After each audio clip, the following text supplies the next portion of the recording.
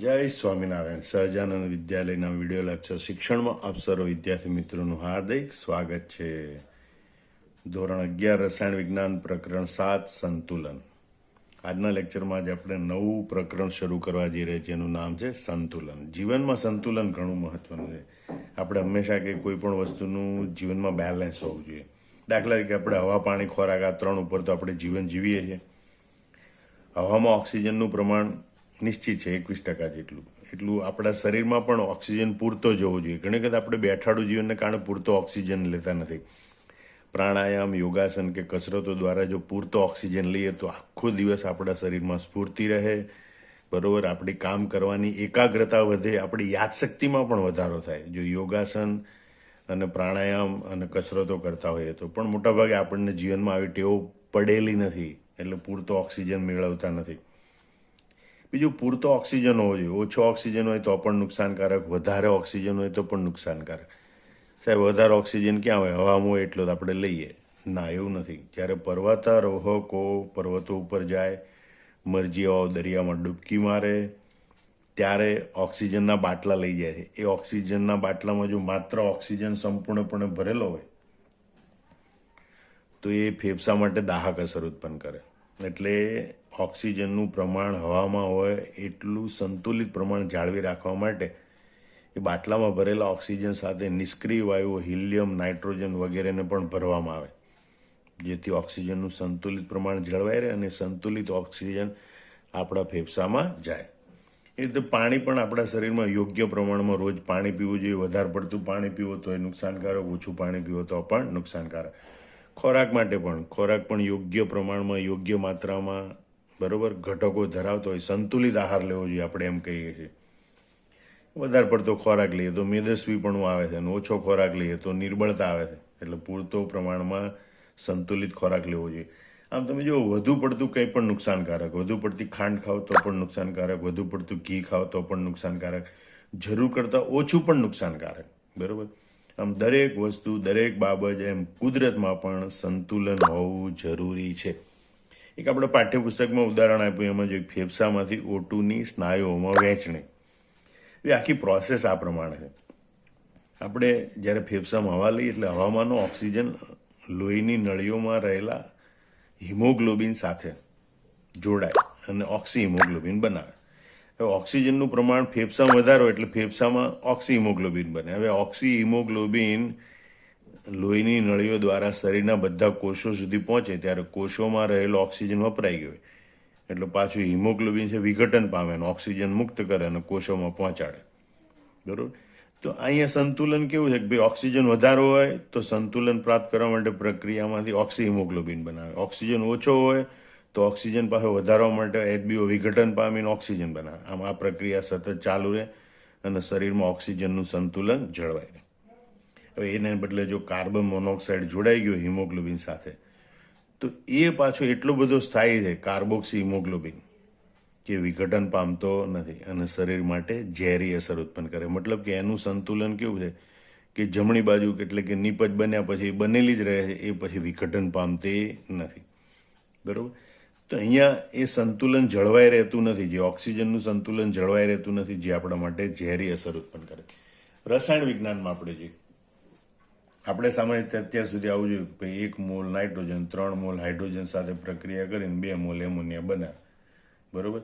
એટલે કે આ બંને હાઇડ્રોજનના 3 મોલ લીધા હોય, નાઇટ્રોજનનો 1 મોલ લીધો હોય તો આપણને એમ થાય કે 2 મોલ એમોનિયા બની જવું જોઈએ, પણ એવું થતું નથી, બરાબર. કારણ કે જેવો એમોનિયા બને તરત જ થોડી વાર પછી એમોનિયા વિઘટન પામીને પાછા આ બંને પણ બનવા માંડે છે, બરાબર. એટલે જ્યારે આ પ્રક્રિયામાં બધા ઘટકો હોય ત્યારે પૂરતો એમોનિયા બનતો નથી. આ ત્રણેય ઘટકો મિશ્રણમાં હાજર હોય પણ એમની વચ્ચે સંતુલન સ્થપાયેલું હોય, બરાબર. શરૂઆતમાં કેવું થાય કે નાઇટ્રોજન હાઇડ્રોજન વપરાતા જાય, એમોનિયા બનતો જાય. અમુક સમય એવો આવે કે જ્યારે મિશ્રણમાં નાઇટ્રોજન, હાઇડ્રોજન અને એમોનિયા ત્રણેયનું પ્રમાણ યોગ્ય અને અચળ જળવાય રહે, ત્યારે એમ કહેવાય કે આ પ્રક્રિયામાં સંતુલન સ્થપાયેલું હશે. તો રસાયણ વિજ્ઞાનમાં આપણે આ પ્રકારના સંતુલન ભણવાના છે. હવે આપણે સંતુલન વિશે વિગતવાર આગળ જોઈએ. અહીંયા આપણે સંતુલન અવસ્થા એટલે શું સમજીએ. આપણે તો રસાયણ વિજ્ઞાનના સંદર્ભમાં ઉદાહરણ આપીને સમજવાનું હોય. જોકે અત્યારે તો આપણે એક ભૌતિક ઘટનાનું ઉદાહરણ આપીએ છીએ, બરોબર? સંતુલન અવસ્થા સમજવા માટે કે ભાઈ જ્યારે બંધ પાત્રમાં ભરેલું પ્રવાહી બાષ્પીભવન પામે ત્યારે તેના પ્રમાણમાં વધુ ગતિ ઉર્જા ધરાવતા અણુઓ છે એ પ્રવાહીની સપાટી છોડીને બાષ્પ કલામાં જાય. જો આ પાણીના અણુઓ હોય એ બધાની અસ્તવ્યસ્ત ગતિ હોય, જુદા જુદા અણુઓની ગતિ ઉર્જા જુદી જુદી હોય. એમાં કેટલાક અણુઓ છે કે જેની ખૂબ વધારે ગતિ ઉર્જા હોય ને એ અણુઓ જ્યારે સપાટી પર આવે ત્યારે સપાટી છોડીને બાષ્પ કલામાં જતા રહે, બરોબર? હવે વાયુ કલામાંના કેટલાક અણુઓ છે જ્યારે પ્રવાહીની સપાટી સાથે અથડાય ત્યારે પ્રવાહી સાથે ભળી જાય, બરોબર? એમાં જળવાઈ રહે અને એ પ્રક્રિયાને સંઘનન કહેવાય. એટલે તમે જુઓ કે આ પ્રવાહીના અણુ બાષ્પમાં રૂપાંતર પામે છે એને આપણે કઈ ઘટના કહીએ? બાષ્પીભવન. કયા અણુ? તો કે વધુ ગતિ ઉર્જા ધરાવતા અણુઓ છે એ આ પ્રવાહીની સપાટી છોડીને હવામાં જતા રહે, એટલે કે બાષ્પ કલામાં જતા રહે, વાયુ અવસ્થામાં જતા રહે. એ ઘટના એટલે બાષ્પીભવન. એનાથી વિરુદ્ધ બાષ્પ કલામાંના અણુઓ છે, બરોબર, એ અણુઓ પ્રવાહીની સપાટી સાથે અથડાઈને પ્રવાહીમાં જળવાઈ રહે, એટલે કે પ્રવાહીમાં રૂપાંતર પામે. એ ઘટનાને આપણે સંઘનન કહીશું, બરોબર? હવે એવો વખત આવે કે ભાઈ અહીંયાથી પ્રવાહીમાંથી બાષ્પમાં ફેરવાતા અણુઓની સંખ્યા, માનો કે 50 અણુઓ છે એ બાષ્પમાં રૂપાંતર પામે અને બાષ્પમાંથી પ્રવાહીમાં ફેરવાતા અણુઓની સંખ્યા એ સરખી થાય, એટલે કે 50 અણુઓ એ જ વખતે પાછા પ્રવાહીમાં રૂપાંતર પામે, બરોબર? તો ત્યારે પ્રણાલીએ સંતુલન અવસ્થા પ્રાપ્ત કરી છે એમ કહેવાય, બરોબર? યાદ રાખજો, બરોબર, કે ભાઈ અહીંયા જ્યારે બાષ્પીભવન પામતા અણુઓ, બરોબર, અને ઇઝ ઇક્વલ ટુ અહીંયા સંઘનન પામતા અણુઓ,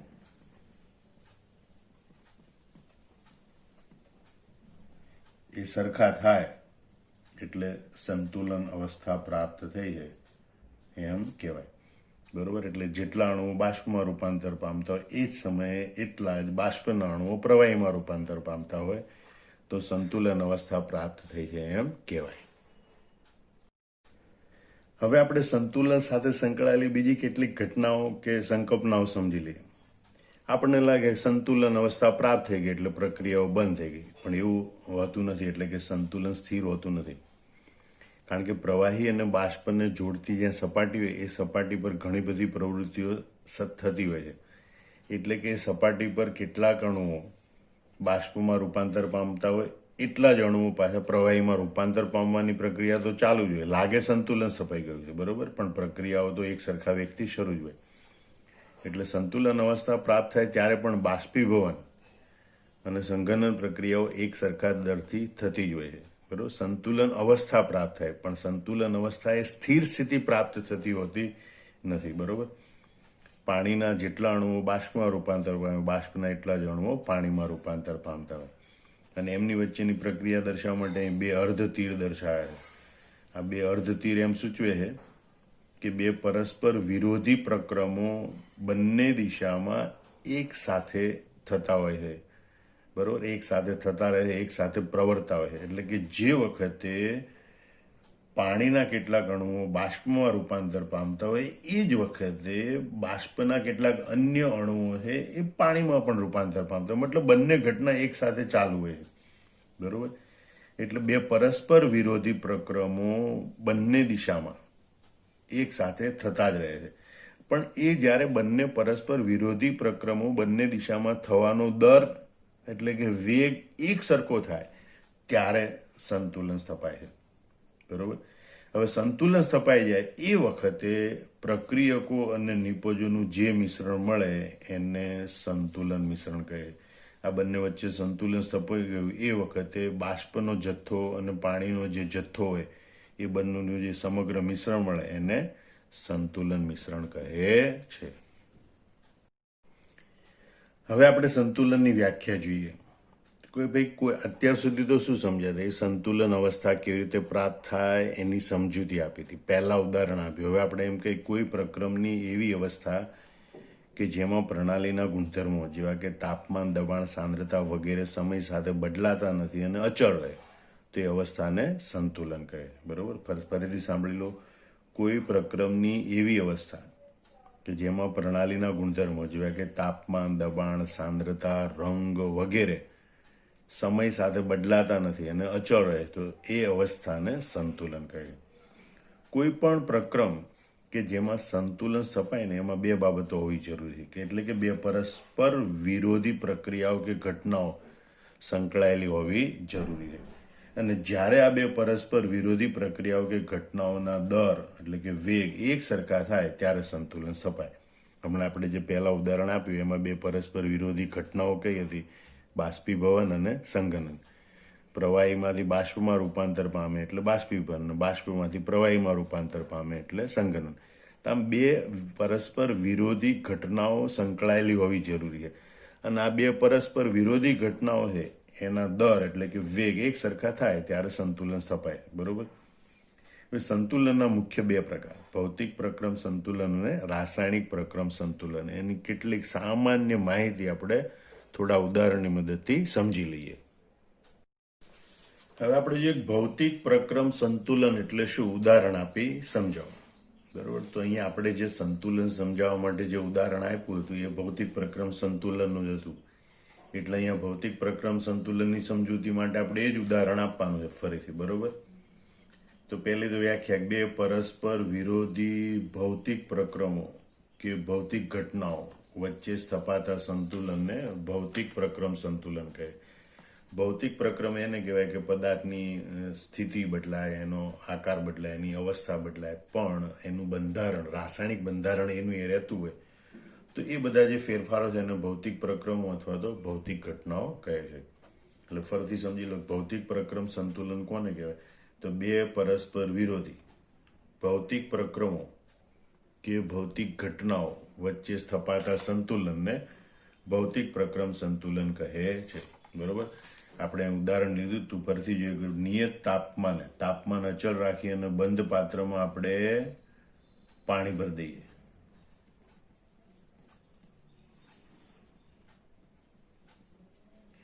અને એની સાથે દબાણ માપવાનું સાધન જોડી દઈએ. બરોબર. આ કાંટો હોય તો પાણી ભર્યા પછી તરત જ આપણે જોઈએ તો આ કાંટો, દબાણ કાંટો છે એ સીધે ધીમે ધીમે દબાણમાં વધારો દર્શાવે છે. બરોબર. પણ અમુક સમય થાય પછી આ દબાણ અચળ બની જાય. પછી હવે દબાણ વધતું નથી. આટલે સુધી દબાણ વધી ગયું, પછી અહીંથી દબાણ વધતું નથી. બરોબર. તો આવું કેમ બને? આપણે જોઈએ કે ભાઈ નિયત તાપમાને બંધ પાત્રમાં આપણે પાણી લીધું એટલે શરૂઆતમાં વધુ ગતિ ઉર્જા ધરાવતા અણુઓ છે એ સપાટી છોડીને જતા રહે. એને આપણે શું કીધું હતું? બાષ્પીભવન. બરોબર. પાછું બાષ્પ અવસ્થાના કેટલાક અણુઓ છે એ પાણીની સપાટી સાથે અથડાય ને પાણીમાં જળવાઈ રહે, એટલે કે બાષ્પ છે પ્રવાહીમાં રૂપાંતર પામે. તો એ ઘટનાને આપણે શું કીધું હતું? સંઘનન. બરોબર. એટલે ફરીથી આ ઉદાહરણ તો આપણે એ જ આપવાનું, એટલે ખાલી અલગથી પ્રશ્ન પૂછે કે ભૌતિક પ્રક્રમ સંતુલન એટલે શું, ઉદાહરણ આપી સમજાવો, તો આપણે ફરીથી આ સમજૂતી આપવી પડે. બરોબર. કે ભાઈ નિયત તાપમાને બંધ પાત્રમાં પાણી લેવામાં આવે તો એના વધુ ગતિ ઉર્જા ધરાવતા અણુઓ સપાટી છોડીને બાષ્પ કલામાં જાય, એને બાષ્પીભવન કહેવાય. બાષ્પ અવસ્થાના કેટલાક અણુઓ પાણીની સપાટી પર અથડાય ત્યારે તેઓ પ્રવાહી અવસ્થામાં જળવાય રહે, એને સંઘનન કહે છે. હવે શરૂઆતમાં મેં કીધું એમ કે ભાઈ બાષ્પીભવનને લીધે ધીમે ધીમે બાષ્પ દબાણ વધે. બરોબર. એટલે અમુક સમય બાદ પછી બાષ્પ દબાણ અચળ બને. એનું કારણ શું? કારણ કે પ્રવાહીમાંથી બાષ્પમાં ફેરવાતા અને બાષ્પમાંથી પ્રવાહીમાં ફેરવાતા અણુઓની સંખ્યા સરખી થાય છે અને પછી સંતુલન, એના કારણે સંતુલન સ્થપાય. એટલે જેટલા અણુઓ બાષ્પીભવન પામતા હોય એ જ સમયે એટલા જ અણુઓ સંઘનન પામતા હોય. બરોબર. અને એ વખતે સંતુલન સ્થપાય. સંતુલન સ્થપાઈ ગયું એટલે વધારાના અણુઓ બાષ્પના નથી પ્રાપ્ત થતા, એટલે પછી દબાણ પણ વધતું નથી. જ્યાં સુધી આપણને બાષ્પના વધારે અણુઓ પ્રાપ્ત થતા હતા ત્યાં સુધી દબાણ વધતું રહ્યું. પણ હવે જેટલા અણુઓ બાષ્પમાં રૂપાંતર પામે છે, બાષ્પના એટલા જ અણુઓ પાછા પ્રવાહીમાં જતા રહે, એટલે અણુઓની પરિણામી સંખ્યા વધતી નથી, એટલે બાષ્પ દબાણ પણ વધતું નથી. તો એ બાષ્પ દબાણ જ્યારે અચળ બને ને ત્યારે અહીં સંતુલન સ્થપાયું છે એમ કહેવાય. અહીં સંતુલને માત્ર પદાર્થની ભૌતિક અવસ્થામાં ફેરફાર થયો. એના રાસાયણિક બંધારણમાં કોઈ ફેરફાર થયો નથી, અને માટે આ પ્રકારના સંતુલનને ભૌતિક સંતુલન અથવા તો ભૌતિક પ્રક્રમ સંતુલન કહે છે. બરોબર, કારણ કે તમે જોજો કે H2O છે પ્રવાહી અવસ્થામાં, તો એ બાષ્પ અવસ્થામાં પણ H2O જ રહે છે. એનું રાસાયણિક બંધારણ બદલાતું નથી, માત્ર અવસ્થા બદલાની, પ્રવાહી હતી તો વાયુ થઈ ગઈ. બરોબર, એટલે સંતુલન સમયે માત્ર પદાર્થની ભૌતિક અવસ્થામાં ફેરફાર થાય છે, એના રાસાયણિક બંધારણમાં કોઈ ફેરફાર થતો નથી. માટે આવા પ્રકારના સંતુલનને ભૌતિક પ્રક્રમ સંતુલન કહે છે. બરોબર, સંતુલન સ્થિર હોતું નથી, સંતુલન ગતિશીલ હોય છે, કારણ કે સંતુલનને પણ બાષ્પીભવન અને સંઘનન પ્રક્રિયાઓ એક સરખા વેગથી થતી રહે છે. બરોબર, પાણી અને બાષ્પ વચ્ચેનું સંતુલન આ પ્રમાણે દર્શાવી શકાય: H2O gives and reverse gives H2O wafer. બરોબર, તો આ રીતે તમારું ભૌતિક પ્રક્રમ સંતુલન એટલે શું ઉદાહરણ આપી સમજાવો તો આટલું લખવાનું રહે. હવે આપણે જોઈએ રાસાયણિક સંતુલન. તો રાસાયણિક સંતુલન સમજતા પહેલા આપણે કેટલાક પદો સમજી લઈએ. બરોબર, પ્રતિવર્તી રાસાયણિક પ્રક્રિયા, પુરોગામી પ્રક્રિયા, પ્રતિગામી પ્રક્રિયા અને અપ્રતિવર્તી રાસાયણિક પ્રક્રિયા. તો સૌથી પહેલા આપણે જોઈએ પ્રતિવર્તી રાસાયણિક પ્રક્રિયા. તો જે રાસાયણિક પ્રક્રિયામાં સમાન પરિસ્થિતિ એટલે તાપમાન, દબાણ વગેરે જે પરિસ્થિતિ હોય એની એ જળવાઈ રહે ત્યારે, તો જે રાસાયણિક પ્રક્રિયામાં સમાન પરિસ્થિતિએ પ્રક્રિયકનું નિપજમાં રૂપાંતરણ થતું હોય એ જ સમયે નિપજનું પ્રક્રિયકમાં રૂપાંતરણ થતું હોય તો તેને પ્રતિવર્તી રાસાયણિક પ્રક્રિયા કહે છે. દાખલા તરીકે તમે જુઓ, કેલ્શિયમ કાર્બોનેટ ઘન પદાર્થ છે, એને નિયત તાપમાને બંધ પાત્રમાં ગરમ કરવામાં આવે, બરોબર, ત્યારે કેલ્શિયમ ઓક્સાઇડ અને કાર્બન ડાયોક્સાઇડ બને. હવે એ તાપમાનની જે પરિસ્થિતિ હોય, દબાણની જે પરિસ્થિતિ, એ જ પરિસ્થિતિએ જ્યારે કેલ્શિયમ કાર્બોનેટમાંથી કેલ્શિયમ ઓક્સાઇડ અને કાર્બન ડાયોક્સાઇડ બનવાની શરૂઆત થાય, એ સાથે જ એ બંને પાછા જોડાય અને કેલ્શિયમ કાર્બોનેટ પણ બનવા લાગે છે. એટલે કે પ્રક્રિયક છે એમાંથી નિપજ પણ બને છે, અને એ જ વખતે નિપજો છે એમાંથી પાછું પ્રક્રિયક પણ બનતો રહે. મતલબ બંને પ્રક્રિયા એક સાથે શરૂ હોય છે. તો એવી પ્રક્રિયાઓ જે હોય એને પ્રતિવર્તી રાસાયણિક પ્રક્રિયા કહેવાય. બરોબર, એટલે ફરીથી તમે જોઈ લો, જે રાસાયણિક પ્રક્રિયામાં સમાન પરિસ્થિતિએ પ્રક્રિયકનું નિપજમાં રૂપાંતર થતું હોય એ જ સમયે નિપજનું પ્રક્રિયકમાં પણ રૂપાંતર થતું હોય તો એને પ્રતિવર્તી રાસાયણિક પ્રક્રિયા કહે છે. એમાં પુરોગામી પ્રક્રિયા તો બહુ સહેલું કે ભાઈ આવી રાસાયણિક પ્રક્રિયામાં પ્રક્રિયકમાંથી નિપજમાં રૂપાંતરણની ક્રિયાને પુરોગામી પ્રક્રિયા કહેવાય. અહીંયા આ પ્રક્રિયામાં કેલ્શિયમ કાર્બોનેટમાંથી કેલ્શિયમ ઓક્સાઇડ અને કાર્બન ડાયોક્સાઇડ બનવાની ક્રિયા છે એ પુરોગામી પ્રક્રિયા છે. બરોબર, આ રાસાયણિક સમીકરણ દર્શાવ્યું એ પ્રમાણે. પ્રતિગામી પ્રક્રિયા, તો આ પ્રતિવર્તી રાસાયણિક પ્રક્રિયામાં નિપજો છે એમાંથી પ્રક્રિયકમાં રૂપાંતરણ થવાની ક્રિયા અને પ્રતિગામી પ્રક્રિયા કહે છે. એટલે કે કેલ્શિયમ ઓક્સાઇડ અને કાર્બન ડાયોક્સાઇડમાંથી કેલ્શિયમ કાર્બોનેટ બનવાની પ્રક્રિયા એ પ્રતિગામી પ્રક્રિયા છે. એટલે જ્યારે આપણે સમીકરણ જે પ્રમાણે લખીએ એ પ્રમાણે દર્શાવે. બરોબર, દાખલા તરીકે H2 + I2 gives 2HI. તો હાઇડ્રોજન અને આયોડિન વચ્ચે પ્રક્રિયાથી હાઇડ્રોજન આયોડાઇડ બનવાની પ્રક્રિયા એ પુરોગામી પ્રક્રિયા છે. પણ હાઇડ્રોજન આયોડાઇડમાંથી હાઇડ્રોજન અને આયોડિન બનવાની પ્રક્રિયા એ પ્રતિગામી પ્રક્રિયા છે. બરોબર, હવે જો આ મેં સમીકરણ આ પ્રમાણે લખેલું હોય H2 + I2, તો હાઇડ્રોજન આયોડાઇડનું વિઘટન થઈ H2I2 બનવાની ક્રિયા એ પુરોગામી પ્રક્રિયા છે, અને H2 અને I2માંથી HI બનવાની ક્રિયા એ પ્રતિગામી પ્રક્રિયા. મતલબ કે આપણે રાસાયણિક સમીકરણ લખ્યું હોય એમાં પ્રક્રિયકમાંથી નિપજ બનવાની ક્રિયા એ પુરોગામી પ્રક્રિયા, નિપજમાંથી પ્રક્રિયક બનવાની ક્રિયા એ પ્રતિગામી પ્રક્રિયા હોય છે. એ રીતે આપણે જોઈએ અપ્રતિવર્તી રાસાયણિક પ્રક્રિયા. તો જે પ્રક્રિયામાં પ્રક્રિયકમાંથી બનેલી નિપજ તે જ સમયે તે જ પરિસ્થિતિએ પુનઃ પ્રક્રિયકમાં રૂપાંતર પામતી નથી એને અપ્રતિવર્તી રાસાયણિક પ્રક્રિયા કહે. એટલે કે કેટલીક પ્રક્રિયા એવી હોય કે નિપજ બની ગયા પછી એની વચ્ચે પ્રક્રિયા થઈને પાછા પ્રક્રિયકો ક્યારેય બને નહીં. એના માટે કોઈ બીજી વિશિષ્ટ પરિસ્થિતિ ઊભી કરવી પડે તો આમાંથી પાછું આ બને, બાકી બની શકે નહીં. એટલે પ્રક્રિયકમાંથી નિપજ બને પણ એ જ સમયે એ જ પરિસ્થિતિએ પ્રક્રિયકમાં એ નિપજો પુનઃ રૂપાંતર પામતી નથી, તો એવી પ્રક્રિયાને અપ્રતિવર્તી રાસાયણિક પ્રક્રિયા કહે છે. હવે આ પદો સમજ્યા પછી રાસાયણિક સંતુલન જોઈએ.